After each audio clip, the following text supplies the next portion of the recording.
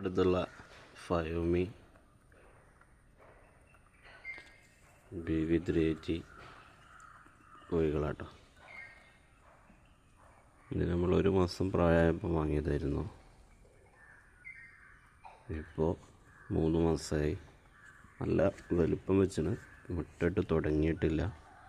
എന്താണ് മുട്ടിടാത്തതെന്ന് അറിയുന്നില്ല. തീറ്റൻ്റെ പ്രശ്നമാണോ അതോ വേറെ എന്തെങ്കിലും കാരണമാണോ അറിയില്ല. നല്ലോണം തീറ്റ വേണം അവർക്ക്. എത്ര തിന്നായാലും മതിയാവില്ല.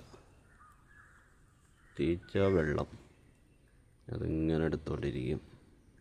ആദ്യമൊക്കെ ക്യാഷ് എടുത്ത് വാങ്ങുന്ന തീറ്റ മാത്രമേ തിന്നാറുള്ളായിരുന്നു. പിന്നെ അങ്ങനെ അയച്ചു വിട്ട് തീറ്റ കൊടുക്കാതെ അങ്ങനെ വെച്ചു.